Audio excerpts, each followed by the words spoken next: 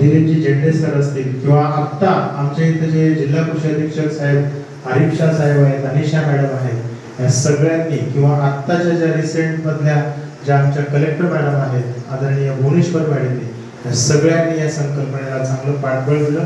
म्हणून आज एरंडा हे नाव कुठेतरी वेगळ्या पद्धतीने घेतलं जातं आणि एका छोट्या खोलीत जे ट्रेनिंग चालू होतं ते त्या ट्रेनिंग हॉलमध्ये होतं आणि आता त्याच छोट्या खोलीचं रूपांतर एका प्रशस्त ट्रेनिंग सेंटरमध्ये की ज्याच्यामध्ये 10 लोकांचा रोजगार होईल. म्हणजे हा जो बदल आहे 2020, 2023 आणि 2025 हा बदल, हा जो बदल घडवला तो शेतकऱ्यांनी घडवला.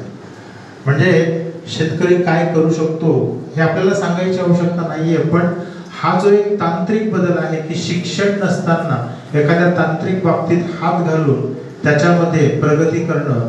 आणि जसं मी म्हटलं की हे प्रशिक्षण जेव्हा सुरू झाले त्याचं उद्घाटन कोणाच्या हस्ते झालं तर आमच्या जिल्ह्याच्या आत्ताच्या ज्या कलेक्टर मॅडम आहेत आदरणीय भुवनेश्वरी मॅडम किंवा त्यावेळेसचे आमचे जॉईंट डायरेक्टर किसन मुळे सर. आणि विशेष म्हणजे जसं आत्ता मी म्हटलं की आरिफ शाह सर असतील, अनिशा मॅडम असतील, ही जी काही संपूर्ण टीम आहे त्यांनी खरंच मनापासून याला सपोर्ट केला आणि आज एक शेतकरी इतर शेतकऱ्यांना शिकवतोय.